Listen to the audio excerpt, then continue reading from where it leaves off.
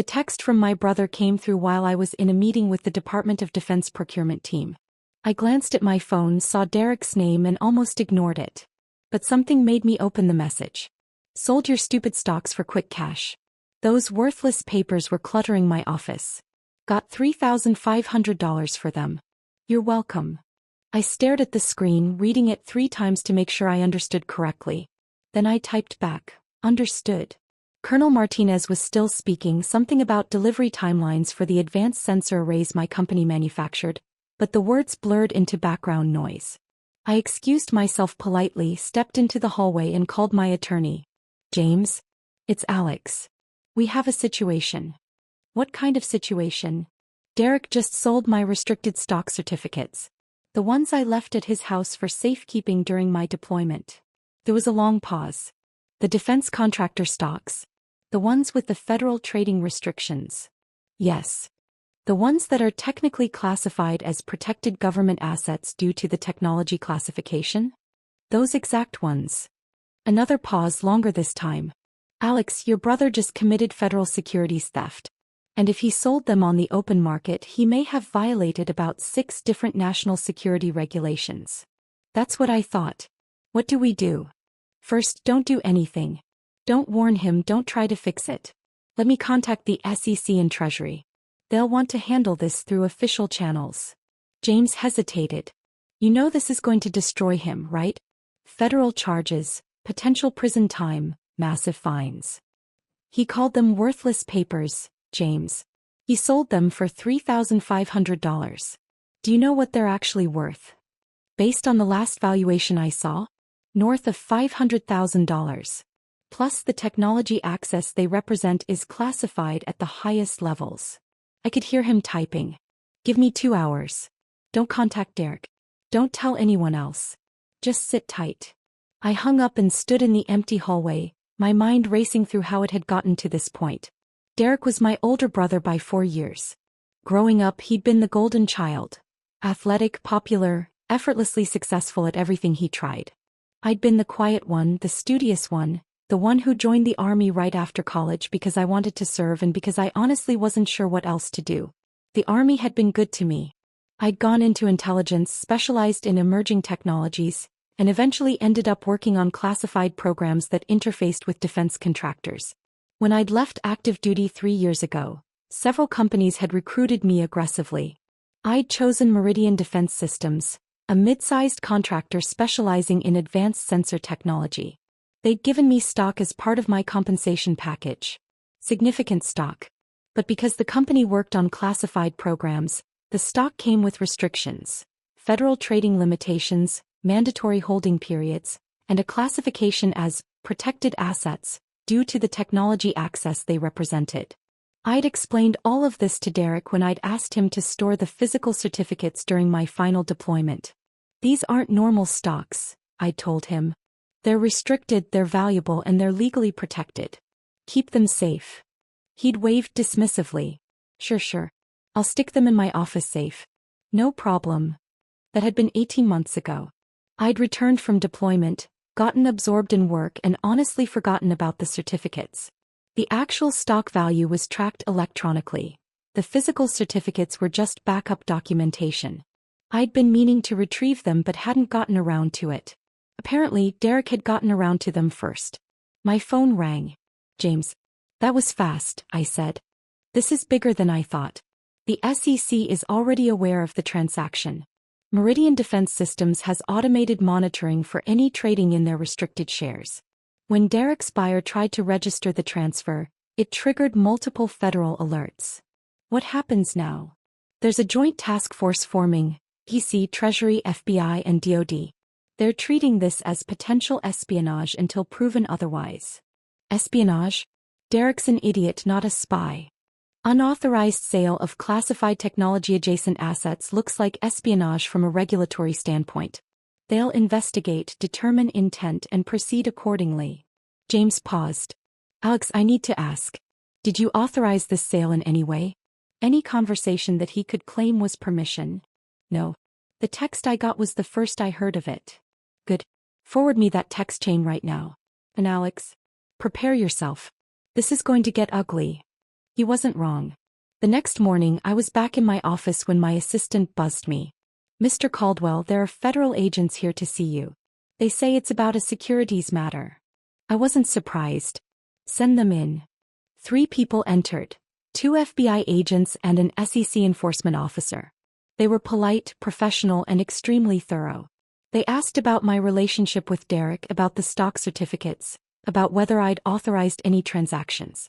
I answered honestly, showed them the text message, and provided documentation of the original restrictions on the shares. "Mr. Caldwell," the senior FBI agent said, "you understand that your brother sold restricted securities without authorization. Securities that are classified as protected government assets. Do you know what he did with the money?" "I have no idea." According to his bank records, he deposited the $3,500 and immediately spent most of it. New TV, some gambling, dinner at an expensive restaurant. The agent's expression was carefully neutral. "He seems to have believed the certificates were genuinely worthless. He didn't ask me. He didn't check. He just sold them." The SEC officer leaned forward. "Mr. Caldwell, we need to be clear about the scope here. These shares are currently valued at approximately $487,000. Your brother sold them for less than 1% of their actual worth. The buyer, who appears to be a legitimate but uninformed collector of old stock certificates, had no idea what he was purchasing. We've already frozen the transaction and seized the certificates. What happens to Derek? That depends on several factors. Intent, cooperation, whether there are any national security implications." She paused. "But minimally, he's looking at federal charges for unauthorized securities trading, theft of protected assets, and potentially violation of national security regulations." After they left, I sat at my desk for a long time.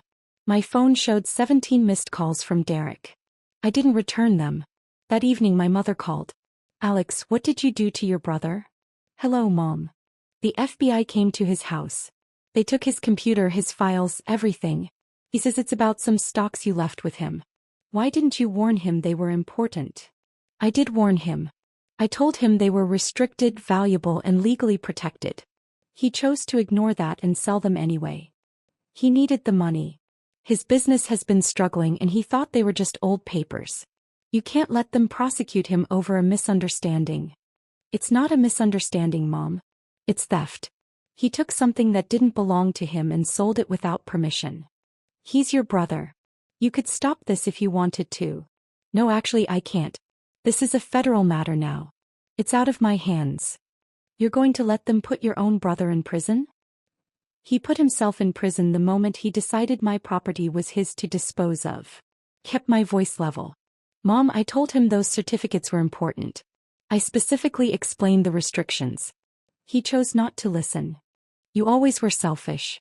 Derek said you'd be like this." She hung up. I ordered dinner, tried to work, and failed to concentrate on anything productive. The next few weeks were a blur of interviews, depositions, and legal proceedings. The Joint Task Force investigation moved quickly. They determined that Derek had acted alone, that there was no espionage or foreign involvement, but that didn't reduce the severity of the charges. The media got hold of the story. Defense contractor employee's brother arrested for theft of classified adjacent assets. It made national news. My company's PR team went into overdrive, emphasizing my cooperation with authorities and the robust security measures that had detected the unauthorized transaction. Derek was formally charged with federal securities theft, unauthorized trading of restricted assets, and violation of Defense Department regulations regarding protected materials. His bail was set at $100,000, which my parents paid. I received increasingly hostile messages from family members. My aunt called me a traitor. My uncle said I should be ashamed. My cousin posted on social media about how I was destroying the family over some paperwork. Only my younger sister, Maya, reached out with any empathy. "I heard what happened. Are you okay?" "I'm fine. Derek's telling everyone you set him up. That you deliberately left the stocks with him knowing he'd sell them so you could get him in trouble. That's ridiculous." "I know. I also know Derek's been jealous of you since you got that job at Meridian. He kept saying you were just a grunt who got lucky." She paused. "For what it's worth, I think he did this to himself. And I'm sorry the family is being awful to you. Thanks, Maya. Mom's organizing a family intervention. She wants you to drop the charges. I can't drop federal charges. That's not how this works. I tried to explain that. She doesn't want to hear it. The family intervention happened anyway. My parents' house, the entire extended family assembled in the living room. Derek sat in the center like a martyr, his expression a calculated mixture of wounded innocence and righteous indignation. I arrived late deliberately and stood near the door. My father started. Alex, thank you for coming. We're here because this family needs to heal. Derek made a mistake. Derek committed multiple federal crimes, I interrupted. A mistake, my father continued firmly, that can be forgiven if you're willing to be reasonable. You can talk to the prosecutors, explain that it was a misunderstanding, ask them to drop the charges. I've already explained this to Mom. I can't drop federal charges. The government is prosecuting based on the law, not my personal feelings. Derek spoke up, his voice dripping with false hurt. You could at least try. Tell them I didn't mean any harm. Tell them it was just old papers I didn't think mattered. You didn't think they mattered because you didn't bother to listen when I explained what they were. You never explained. You just handed me some old certificates and said to keep them safe. You didn't say they were worth $500,000. I pulled out my phone and played a recording. My own voice from 18 months ago. Derek, these stock certificates are restricted securities. They're worth a lot of money, but more importantly, they're classified as protected government assets because of the technology involved. You can't sell them, trade them, or do anything with them. I need you to keep them completely secure. Derek's voice responded, Yeah, I got it. They're important. I'll put them in my safe. I stopped the playback. I recorded that conversation because I was deploying to a sensitive location and wanted documentation of where I'd left important assets. You acknowledged that they were important. You agreed to keep them secure. You chose to ignore that 18 months later. The room was silent. My mother recovered first. You recorded your own brother? What kind of person does that? Someone who was about to spend 6 months in a combat zone and wanted to make sure his assets were properly documented. It's called being responsible. It's called being paranoid and untrusting. Given current circumstances, it was apparently justified. Derek's facade cracked slightly. This is typical Alex. Always so superior, always so by the book. You couldn't just let it go? You had to make it federal case. You made it a federal case when you sold protected government assets. I didn't have a choice. You had a choice. You could have handled this privately. Paid me back the $3,500. Taken your precious stocks and moved on. But no, you had to bring in the FBI, the SEC, the whole federal government. Do you know what this is doing to me? To my reputation? To my business? Do you know what you did? You stole $500,000 worth of legally protected assets. You sold technology-adjacent securities that are classified by the Department of Defense. You potentially exposed sensitive information to unauthorized parties. My voice rose despite my efforts to stay calm. You did all of that for $3,500, which you immediately spent on a TV and gambling. And you have the audacity to act like you're the victim here. I'm your brother. And that should have meant something to you before you stole from me. My father stepped between us. Boys, please. This isn't helping. There's nothing to help, Dad. Derek committed crimes. He's being prosecuted. The family can accept that or not, but it doesn't change the facts. My uncle, who'd been quiet until now, spoke up. Alex, think about Derek's kids. Your nephews. Do you want them growing up with a father in prison? I want them growing up knowing that actions have consequences. That you can't steal from people and expect family loyalty to erase criminal behavior. So you're really going to let this happen, my mother said quietly. You're going to stand by while they send your brother to prison. I'm going to cooperate with federal authorities who are prosecuting someone for breaking federal law. The fact that he's my brother doesn't change that he committed the crimes. I headed for the door. I'm done with this conversation. Derek's voice followed me. You'll regret this. When I'm locked up and the family falls apart and everyone knows what you did, you'll regret it. I left without responding. The trial was set for 6 months later, but it never got that far. Derek's attorney, after reviewing the evidence, the recording, the text messages, the federal regulations, the documentation of the stock's value and restrictions, advised him to take a plea deal. Derek initially refused. He wanted to fight it, convinced that a jury would sympathize with him, that the prosecution would seem heavy-handed. His attorney was more realistic. Derek, you're on recording acknowledging that the stocks were important. You sent a text message admitting you sold them without permission. The stocks are documented as protected government assets. There's no defense here. If you go to trial, you'll lose and the sentence will be much harsher. The plea deal was relatively merciful.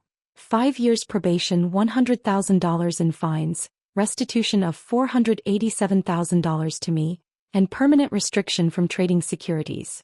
No prison time if he complied with all terms. He took it. The day the plea was finalized, I received a call from the federal prosecutor. Mr. Caldwell, I wanted to thank you for your cooperation throughout this investigation.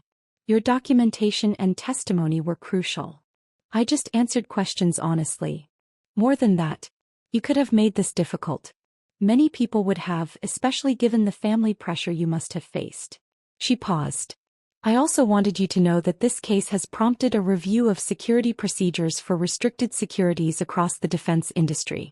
Your company's detection system worked, but several others have vulnerabilities. You may have prevented future incidents. I'm glad something positive came from this. One more thing. Your brother's restitution payments are structured over time. If he defaults, the court can impose additional penalties. I wanted to make sure you understood that you'll need to monitor compliance. I understand. After I hung up, I sat in my office looking at the framed photo on my desk. My army unit taken in Afghanistan 3 years ago. We'd been supporting classified operations, working with technology that most people would never know existed. The work had mattered. The security had mattered. Derek had never understood that. He'd seen old papers, not protected assets. He'd seen his chance for quick cash, not federal crimes. He'd seen his little brother's property as his to dispose of, not as something that required respect and permission. That evening, Maya came to my apartment with takeout. "How are you holding up?" she asked. "Honestly, I'm not sure. The family's still furious with you. Mom's barely speaking to anyone who doesn't agree that you're a monster. Derek's posting on social media about betrayal and persecution. I know. I've seen it. For what it's worth, I looked up those stocks. I wanted to understand what he actually did." She set down her fork. "Alex, he sold $500,000 worth of protected government assets for $3,500. And then he spent that money on a TV and a casino trip. He didn't even have a good reason. He wasn't desperate, he wasn't trying to save his house or pay medical bills. He just wanted quick cash for luxuries." "I know. And the family expects you to just forgive that? To ask federal prosecutors to ignore multiple felonies because family is family?" She shook her head. "That's not how the world works. Try telling Mom that." She doesn't want to hear it. None of them do. They want to believe Derek made an innocent mistake and you're overreacting. Maya looked at me seriously. "But I read the recording's transcript. I saw the text messages. He knew those stocks were important. He just didn't care. That's the part that bothers me most. Not that he didn't understand the legal implications. I can almost forgive ignorance. But he didn't even ask. He just took my property and sold it because it was convenient for him. Because he's always seen you as less than him. The younger brother who got lucky. He didn't think your property deserved respect because he doesn't think you deserve respect." I hadn't articulated it quite that way, but she was right. Over the following months, Derek made his restitution payments, grudgingly according to the court reports. He complained on social media about the unjust system that was bankrupting him. He gave interviews to local news stations about how federal prosecution of family matters had gotten out of control. He never once apologized to me. The family remained divided. My parents slowly began speaking to me again, though our relationship was strained. Some cousins and aunts and uncles cut me off entirely. Others reached out privately to say they understood, even if they couldn't say so publicly. Maya remained my staunchest defender. When my mother tried to guilt-trip her into cutting me off, Maya responded, "Mom, Alex didn't commit federal crimes. Derek did. If you can't see that, that's your problem, not mine." Work provided a welcome distraction. The incident had actually raised my profile in the defense contracting community. Not for the family drama but for the security awareness it had demonstrated. I was invited to speak at industry conferences about protecting classified adjacent assets. My company promoted me to Director of Security Compliance. The stocks themselves, recovered from the confused buyer who'd purchased them, were returned to me. I immediately transferred them to electronic registration and put the physical certificates in a bank safety deposit box. I didn't trust anyone with them again. 18 months after the plea deal, I received an unexpected call from Derek. "Alex, it's me. I know. I need to talk to you. In person. Can we meet?" "Why?" "Please. Coffee. 30 minutes. I'll come to you." Against my better judgment, I agreed. We met at a cafe near my office. Derek looked older than I remembered, worn down in a way that hadn't been visible before. He sat across from me, ordered coffee he didn't drink, and stared at the table for a long moment. "I owe you an apology," he finally said. "Okay. Not because my lawyer says I should or because it might help with the family. Because I actually genuinely screwed up." He looked up and his eyes were red. "I've spent the last 18 months paying back that money, dealing with probation, watching my business fall apart. And the whole time I kept telling myself I was the victim. That you overreacted, that the system was unjust, that it was all blown out of proportion. And now I've had time to actually think. To stop making excuses and look at what I really did." He pulled out his phone, showed me a screenshot of an article about restricted securities regulations. I educated myself, finally, about what those stocks actually were, what the restrictions meant, what the legal implications were. "And Alex, I'm horrified by what I did." I said nothing, just waited. "You told me they were protected assets. You recorded yourself telling me because you were deploying and needed documentation. And I just dismissed it. Didn't care. Saw some old papers in my office and decided they were worth more to me as cash than as your property." He shook his head. "That's theft. Not a mistake, not a misunderstanding. If I stole from you." "Yes. And not just theft. I sold government-protected securities without authorization. I potentially exposed classified technology information. I violated federal regulations that exist for actual national security reasons." His voice cracked. "I could have created a genuine security breach. All for $3,500 that I spent on stupid, meaningless crap. Yes. I don't expect you to forgive me. I don't expect us to be brothers again, not like we were. I needed you to know that I finally understand. What I did was inexcusable. The prosecution wasn't unjust. The consequences weren't disproportionate. I deserved everything that happened and probably more." I took a sip of my coffee, buying time to think. Why now? Why tell me this now? Because I'm tired of lying to myself. Because my kids asked me last week why Uncle Alex never comes around anymore, and I couldn't keep telling them you were the bad guy. Because I'm about to finish probation, and I wanted to do it having at least been honest about what I did wrong. He met my eyes. And because you deserved better than what I gave you. Better than a brother who stole from you and then blamed you for the consequences. We sat in silence for a while. The cafe buzzed around us, oblivious to the weight of the conversation. "I don't know if I can forgive you," I finally said. "Not yet. Maybe not ever. I understand. But I appreciate the apology. The real one, not the performance you put on for the family. It won't fix anything. No. But it's something." I stood. "Derek, I hope you figure out how to be better. For your kids, if nothing else. But I need you to understand that we're not going to be close again. Too much trust was broken." "I know." He stood too. "For what it's worth, I am proud of what you've accomplished. The career, the work you do. I should have said that before I stole from you." "Yeah. You should have." I left him there and walked back to my office, feeling something loosen in my chest. Not forgiveness exactly. But maybe the beginning of acceptance that what had happened couldn't be undone, only moved past. 3 years after the incident, I received a letter from Derek. He'd finished his probation, paid the last of his restitution, and rebuilt a smaller, more honest version of his business. The letter didn't ask for anything. It just updated me on his life and ended with, "I think about what I did every day. I'm trying to be better. I'm trying to teach my kids to be better. Thank you for holding me accountable when no one else would." I filed the letter away and returned to work. The stocks Derek had tried to sell for $3,500 had grown in value. Meridian Defense Systems had won several major contracts, and my restricted shares were now worth over $800,000. I'd diversified my holdings, put most of the assets in electronic form, and never again left physical certificates anywhere but a secured bank vault. The family slowly healed in a fashion. My parents eventually acknowledged that Derek had been wrong, though they never quite forgave me for not handling it privately. Some extended family members reconnected. Others remained distant. Maya remained my closest family ally. She'd seen through Derek's manipulation from the start and had never wavered in her support. At a family gathering 5 years after the incident, Derek approached me cautiously.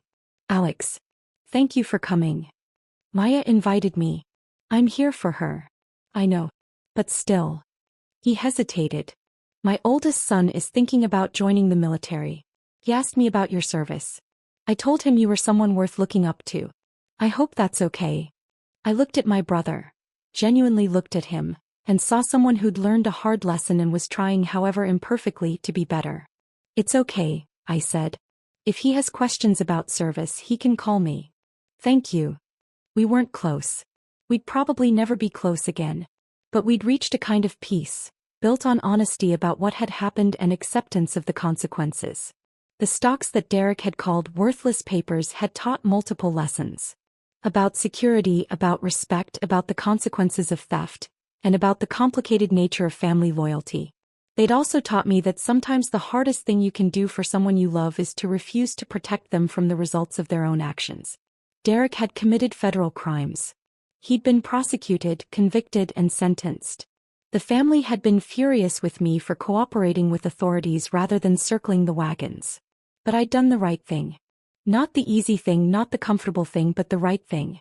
And in the end, that was what mattered. The worthless papers had been worth $500,000 in stock value, hundreds of thousands more in lessons learned, and the knowledge that I'd stood by my principles even when family pressure demanded otherwise. That, it turned out, was worth more than any stock certificate.